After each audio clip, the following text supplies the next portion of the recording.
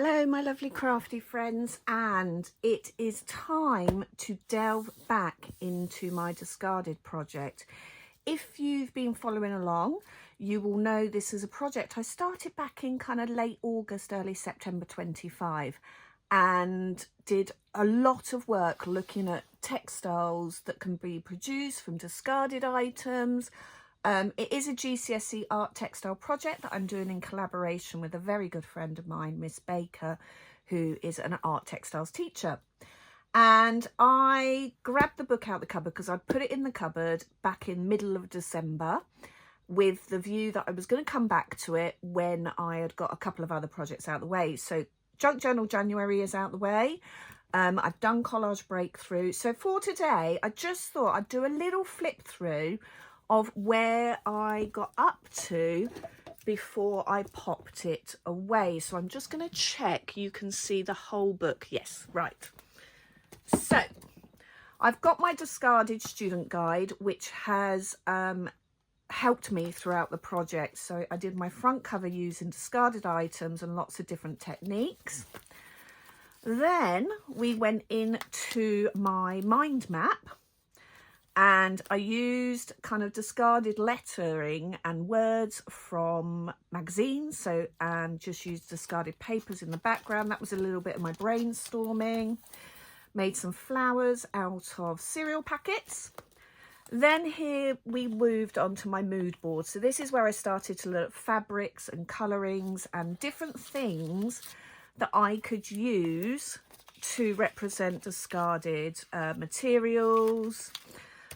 We've got some ideas on what I wanted to look at, and actually haven't done the seed art, but that was okay. We did do the plastic pollution, and I am looking at trash and catwalk fashion. Lots of ideas, lots of just kind of bits and bobs I picked up along the way. My colour wheel, I'm still not overly happy with this page, but I think on the next project I will do the colour wheel differently. So it is what it is. Then we went into looking at a discarded palette, and I took some photos locally and represented that. So I pulled the colours out of the photos using Canva, and I represented that using fabrics and some watercolour, just to look at the different colour palettes that I would be using. So off the back of that, I went and had a look at rusted. And if you remember, I did that really big kind of rusted mood board, and did some fabric manipulation, some shashiko, and then created this kind of collage of fabrics that matches with the watercolor, using fabrics and then sewing over the top using the machine. Then I did my first artist study, and I looked at Claire Elizabeth and her beautiful work that she does to create 3D fabric collage.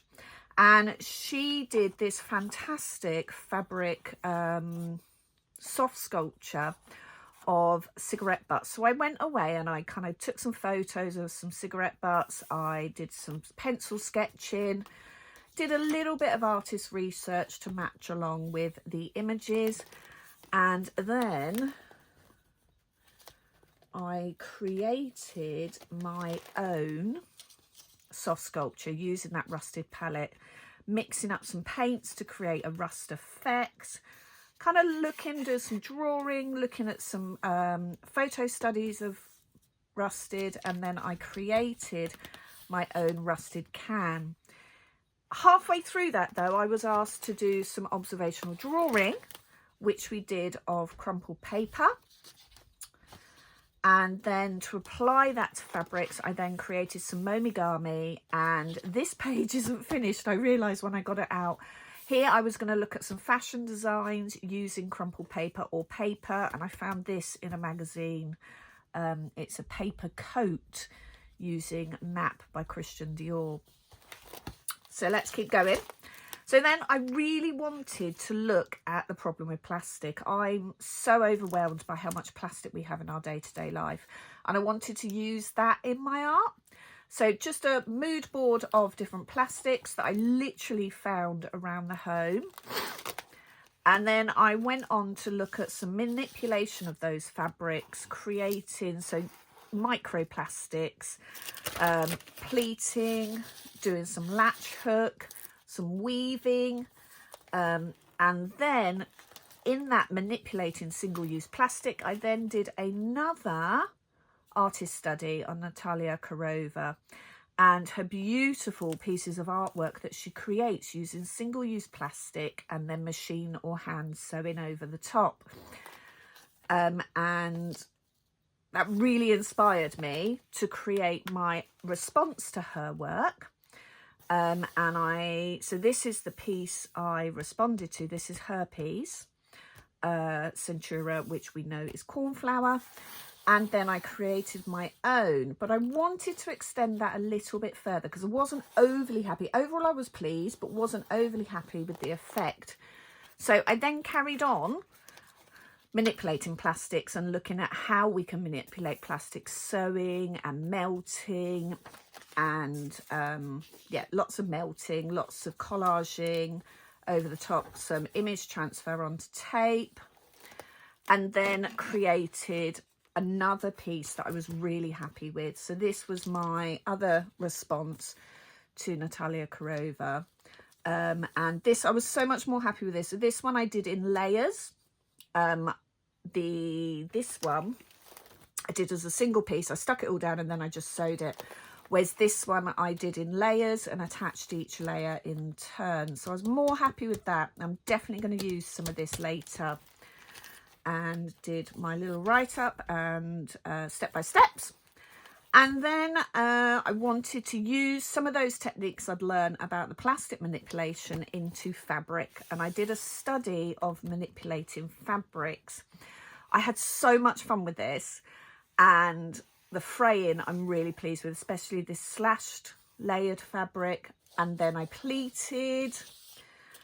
Looking actually and also finding trashion or fashion items that kind of fit with the techniques I was exploring. I did keep kind of the blue and the orange palette going through this little study just because as they're contrasting colours, complementary colours,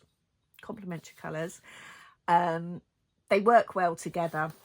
So I did frayed, pleated, distressed. So by distressing, I kind of pulled all those things through. So I did some frayed, some bleached, did some crackle effect using the texture paste that I made out of baby powder. And each time, as you can see, finding items of fashion that fit with what I'm doing. So this was paper lace, where you momigami the paper and then you stitch over it and then you soak the paper off. And some shibori ties, and then some more bleaching and melting. This melted really quickly. This was a synthetic kind of cheap sweat top I found in one of the charity shops. Then continuing on with my manipulation, I did some staining and looked at different household stains, mint tea, turmeric, coffee, beetroot, just stuff I had around the house. And looked at how that can be used on the different fabrics. And I did the same for fabrics and papers and other items for each dye. And actually they'd come out really nicely. I particularly love this one, but I love pink. But the turmeric dyed really well as well, except for you did get chunks of turmeric left on because it didn't dissolve. Then pulling all of my fabric manipulation together, I created almost like a twiddle mat that you would make for someone with autism or Alzheimer's, just something, it's like a texture board. Just pulling all those different techniques I used onto one piece. I'm definitely going to use some more of this. And then I wanted to look at moss. I'm fascinated by moss. I love the colours and the textures of it. And looked at creating a hand sewn, a slow stitch, a embroidery really piece based on the different moss. So I just did a study of moss, looked at different fabrics that I could use and the colours, And then I did some sample pieces where I looked at a particular type of moss. I did just a simple pen drawing and then added some embroidery techniques or fabric techniques I could use to represent that moss. In the meantime, I found this lovely article about Amanda Cobbett, who creates nature in fabric and hand stitch. So that's a lovely article about her. So I've just popped that in there for just reference point, really. And there is some more. And then I had a go at designing my own kind of tapestry piece and looking at the stitches I could use, the slow stitches, the embroidery stitches. And this is where we got up to. So I did finish the piece and the book went off into school, so I didn't get to show you a finished this finished tapestry. Now I know I could just have that as my final project, but ever since I started this project, I've had in my mind what I want to do, and that is the next video. So all of this work, when I look back through it this morning, I was absolutely amazed at how much work I'd done, and quite impressed really with how much work I'd done and the fact I'd kept through it. And my January goal is to finish my projects. So this one will not be a PhD. It will not be a project half done. It will be a finished project. What I've got left to do is I need to do a write-up. So I'm going to take lots of kind of close-up photos. I think I did take some step-by-step photos as well. You can see I've used bullion, lots of French knots. So these are little metal rings that I've sewn over. I've used ribbon, lace, other fabric to create that mossy, even some buttons, to create that mossy kind of embroidery, showcasing lots of different skills.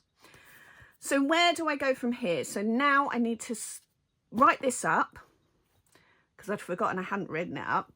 And then I need to start thinking about my final project. And for my final project, I am going to use lots of inspiration from all the different techniques and artists I've looked at.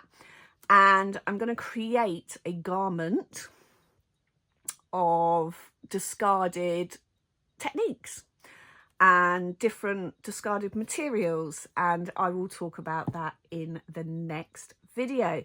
So I hope you've enjoyed this little flick through, and yeah, so the next video will be kind of my thought processes starting my final project for this piece, and then this project will be a completed project and it'll be great. So I really enjoyed it, and if you remember, I did do kind of the junk journal theme book right back at the beginning as well, and I've got other pieces. I've got that white sculpture and my soft sculpture, so there's a lot going on here. I know the year 11s in school have finished. They have already done their final projects, and I'm really looking forward to seeing some pictures of that. But I know the year 10s are still going, so hopefully this is a little bit of inspiration for you to just have a go.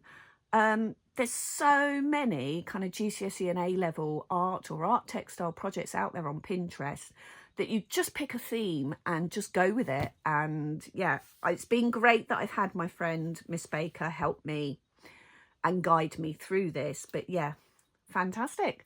Keep watching and I will see you soon.